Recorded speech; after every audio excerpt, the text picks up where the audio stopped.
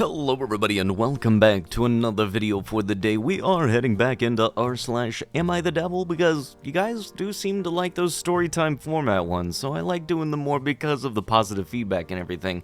So if you guys would love to be absolutely amazing, show your support, and see more videos like this one in the near future, be sure to hit that like button, leave a comment down below to start up the wholesome internet discussions, and if you guys have not already, subscribe to the channel and turn on the notifications. Also, if you guys would like to save 10% on your next order of gamer subs, use code Tommy at checkout, or click the link down below. It will apply the discount automatically to your transaction, and it helps support the channel.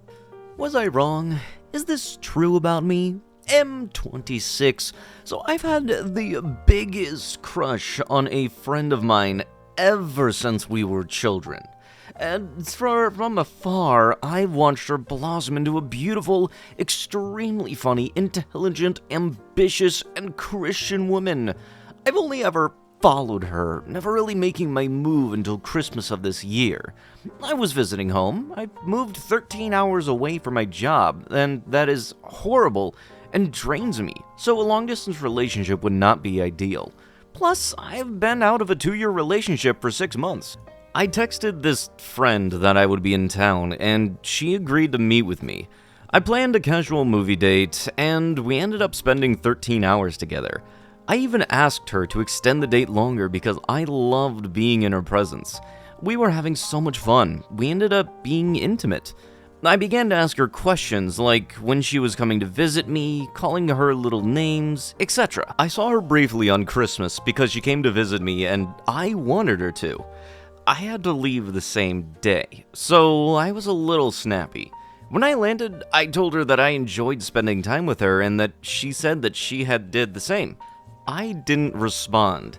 The next day, she asked for my address because she wanted to send me something. I had mentioned that I would have liked gifts to open for Christmas and my birthday was 2 days before. I recently became a gym rat, as I am insecure about my body. I thought that she called me fat, but in reality, she called me good-looking, mentioning that I worked out 3 times a week. She sent me some things for the gym, some hoodies and sweats for the winter because I said it gets very cold where I am. And I guess she noticed that I drank a gallon of water because she sent me a water jug. I didn't respond after I sent her my address. She texted me a few days later informing me about the packages being delivered. I left her on delivered. A week passes, and I don't hear from her. I see her on TikTok, viewed her video, and kept scrolling. I decided to give her a call the next day and apologize for being so distant, because I was so drained from how I've been treated at work. She understood, and that was it. I didn't continue the conversation further. Her first day back at work after she went through being bullied at her old job was a few days ago. I never texted her asking about it. I saw that she unfollowed me and I unfollowed her back. I didn't even ask her why. She messaged me trying to play it off, and she called me and I ignored her.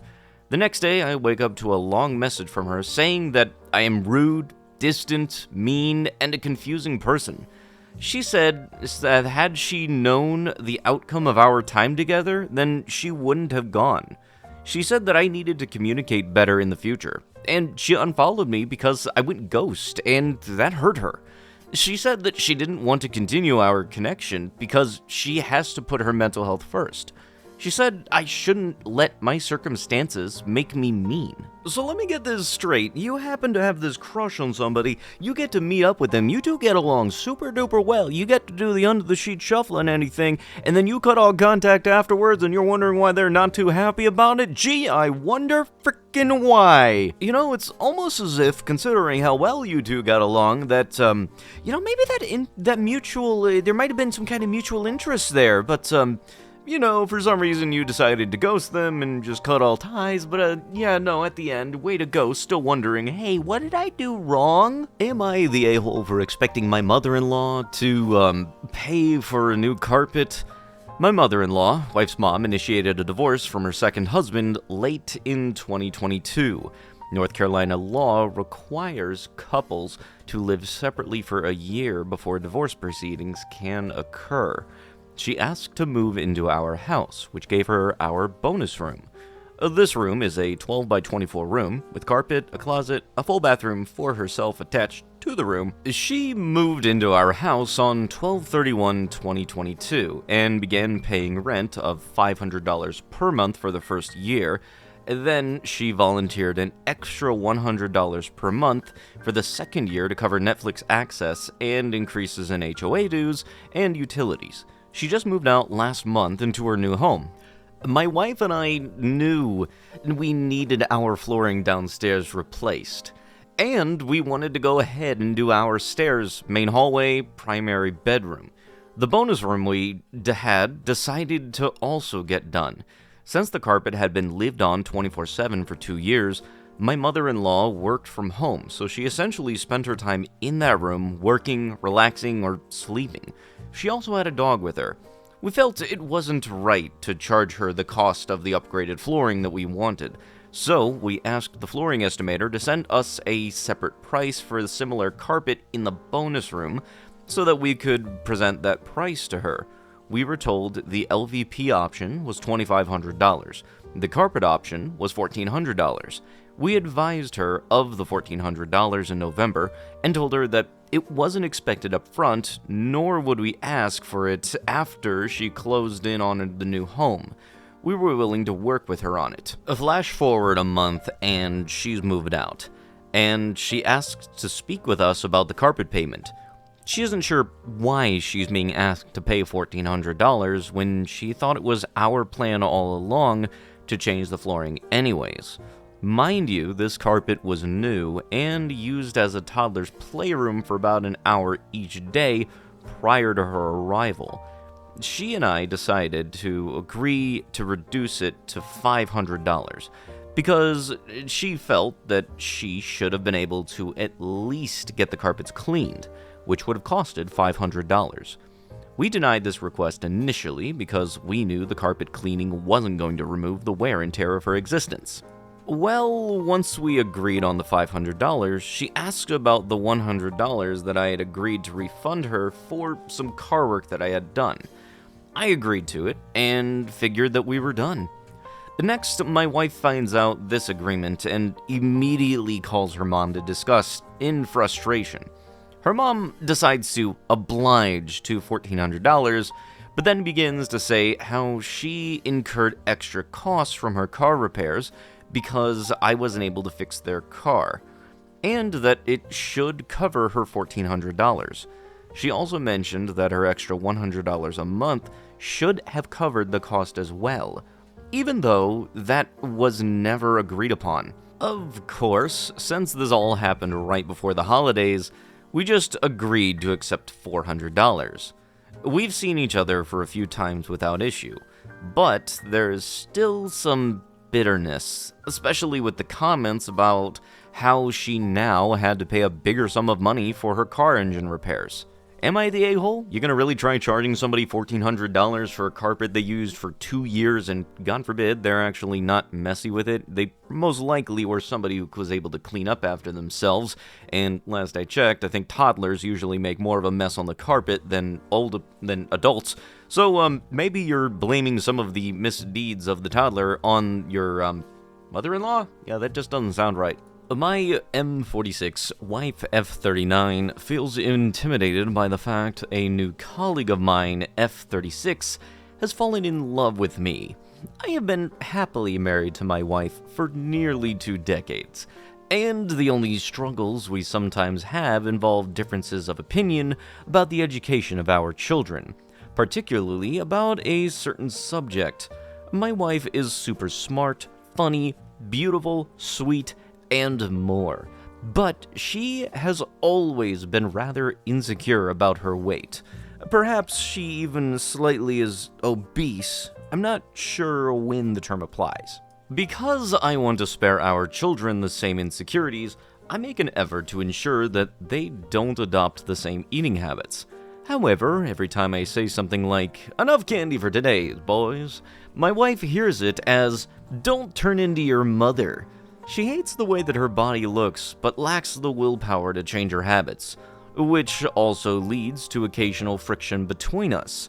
I just don't understand how she can't find the discipline to change something she dislikes so much, especially when she could achieve the figure she wants within 6 months or so. That said, it's a very sensitive subject. I am fine with her weight. Yes, I'd prefer her to be healthier and leaner, but I tell her that she is beautiful the way that she is. However, I don't want our kids heading in the same direction, and this is a topic that is hard, if not impossible, to discuss. A new colleague at work has shown interest in me, and this situation has complicated things further. She started flirting with me right away, and even though I never reciprocated, she quickly began talking about love, saying how much she thinks about me and how she can't live without me. This caught me off guard. I told her I'm happily married and have no intention of hurting my wife. However, my wife learned about this through my WhatsApp history and confronted me. I explained that I admire my colleague for her talents and that we get along well on a personal level, but that I have no romantic feelings for her, as she appears to have for me. My wife wasn't convinced and feels that my colleague is a perfect match for me. She said my colleague embodies everything I could ever want in a woman: confidence, a perfect figure, ambition, discipline, talent in a shared passion of ours, and more. Qualities my wife admits that she is a little jealous of. Admittedly, if I weren't married, I might have started to develop feelings for this colleague, but I can't because I already love someone else. Physical attraction, however, is another matter, as I've come to realize that it's not so easily dismissed. I do find my colleague physically attractive. She has even tried to seduce me sexually on several occasions. While she may be the bedroom fantasy of some of my colleagues who flirt with her, I've always maintained control and refused to do anything I'd regret for the rest of my life. I always change the subject or move away when she makes advances or touches me in a manner that is borderline inappropriate. Because of my wife's insecurities, which have only grown since my colleague's arrival, she is not convinced that I won't fall for her eventually. It's a tricky situation. I wish my colleague would drop this behavior. While I do feel flattered on some level, I don't understand how she could offer herself in this way, emotionally and physically, to a married man, especially while she is married herself. She wouldn't just destroy my family, but her own as well. Maybe her husband deserves it, but what about her kids? I'm convinced her feelings for me are genuine, not because I think I'm all that, but because it's clear in what she says, how she says it, and how she behaves.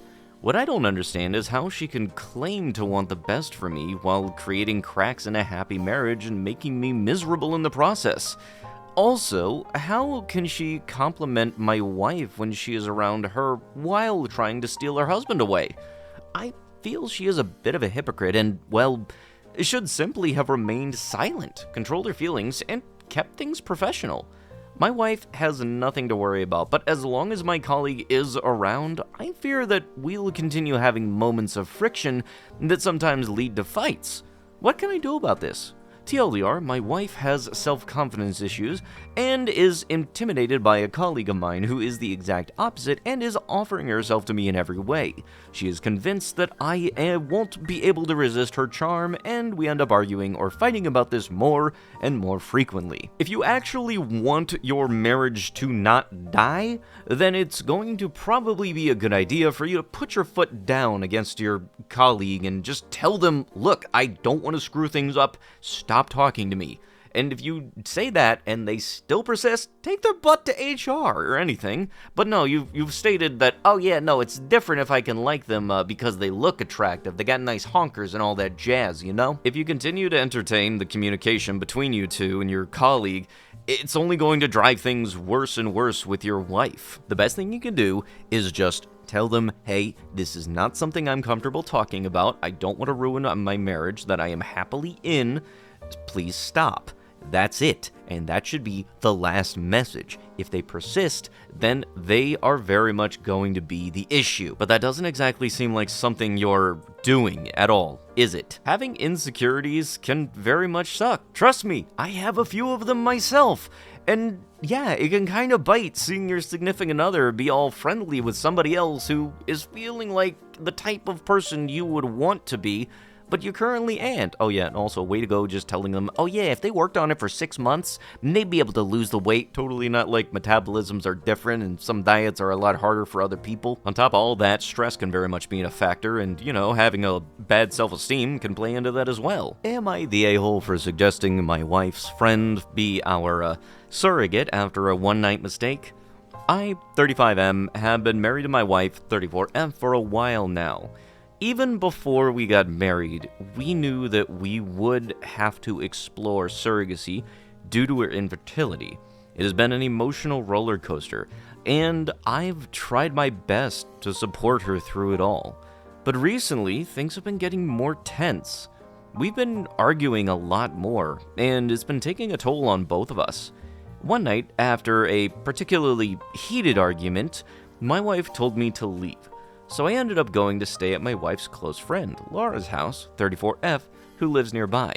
Laura has always been supportive of us, and she was there to comfort both of us throughout this whole process. That night, after a few drinks, we ended up getting closer than we should have. One thing led to another, and we slept together.